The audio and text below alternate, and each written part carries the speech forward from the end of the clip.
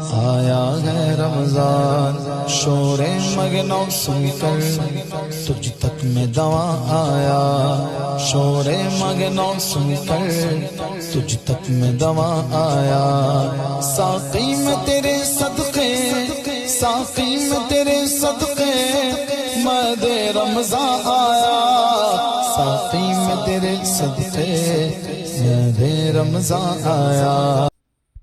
কবরকে সামনে রেখে জানাজা নামাজ পড়া নিষেধ আছে, ফতোয়া তাজুস শরীয়তে লেখা আছে।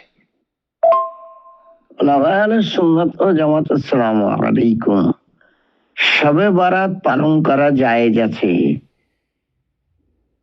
14 শাবান দিবাগত রাত্রিতে শবে বারাত পালন করা জায়েজ আছে এবং কবরস্থান জিয়ারত করতে হয়, দোয়া খায়ের করতে হয়, গুনাহ খাতার মাফি তলব করতে হয়, আল্লাহর দরবারে হাত উঠিয়ে মোনাজাত করতে হয়, শবে বারাত পালন করা জায়েজ আছে এবং কি হালুয়া রুটি খাওয়াও জায়েজ আছে।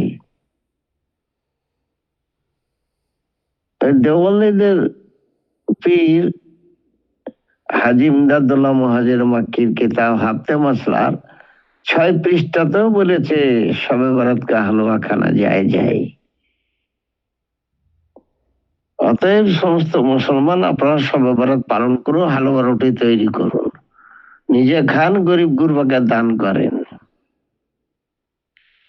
গরিব গুরবাকে দান করতে না পারলে নিজের ছেলে পেলেকে নিয়ে খান, উত্তম খাবার। রাসূলুল্লাহ সাল্লাল্লাহু আলাইহি ওয়াসাল্লাম বলেছেন ওয়ান আয়েশা রাদিয়াল্লাহু তাআলা আনহা قالت كان رسول الله صلى الله تعالى عليه وسلم يحب الحلوى والعسل رواه البخاري।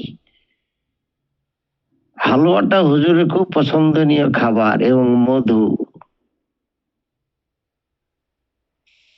হালুয়া খাওয়া জায়েজ আছে, শবে বারাত পালন করা জায়েজ আছে, রোজা রাখাও জায়েজ আছে।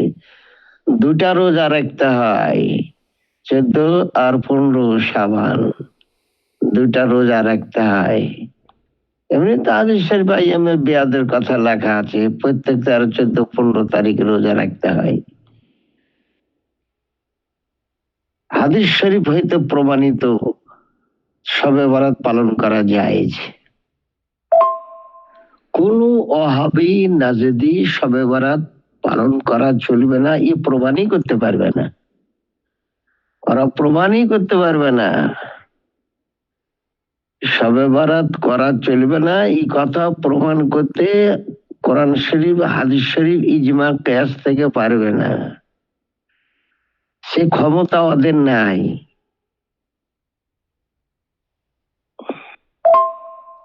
শবে বারাতের তারিখে আল্লাহ রাব্বুল আলামিন তাকদীরকে লেখেন, ফেরেশতাকে দিয়ে লেখার সারা বছর কি হবে তার তাকদীর লেখায়। অতএব ওই দিনই ইবাদতটা খুব করতে হয়, সারা রাত্রি ইবাদত করা দরকার। না পারলেও কমপক্ষে 12 রাকাত, 15, 16 রাকাত, য রাকাত পারবেন ত রাকাত নফল নামাজ পড়বেন।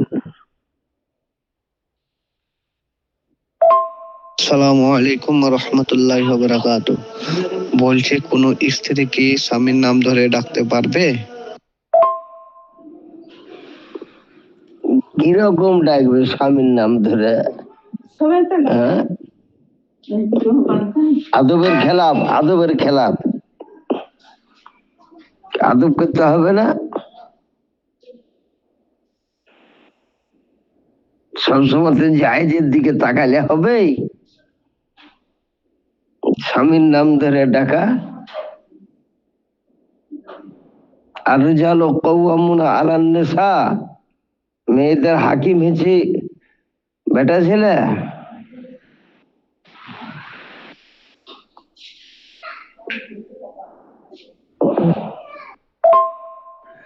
উলামা আহলে সুন্নাত ওয়াল জামাত আসসালামু আলাইকুম। সিরাতুল মুস্তাফা আব্দুল মুস্তাফা আজমি তার কিতাবে লেখা আছে सैयदा फातिमा जहरा रज़ियल्लाहु तआला अन्हा का जनाजा, उसमें इख्तिलाफ है। किसी ने फरमाया कि हजरत अली ने पढ़ाया और किसी ने फरमाया हजरत अब्बास ने फरमाया, अब्बास ने जनाजे का नाम अदा की। कोई कहा हजरत अली का रमजुल करीम, किसी ने कहा हजरत अब्बास रदियल्लाहु तआला अन्हु ने नमाज जनाजा फातिमा का पढ़ाई।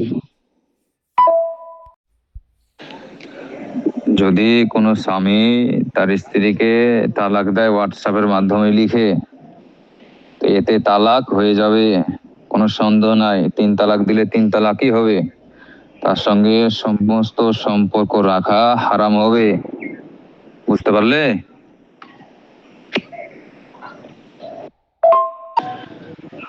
আর তুমি তো তুমি, তোমার মতো হাজার হাজার মানুষ যদি একদিকে হয়, তবুও মুফতি নাইমুদ্দিন সাহেবের একটা ভুল ধরতে পারবে না।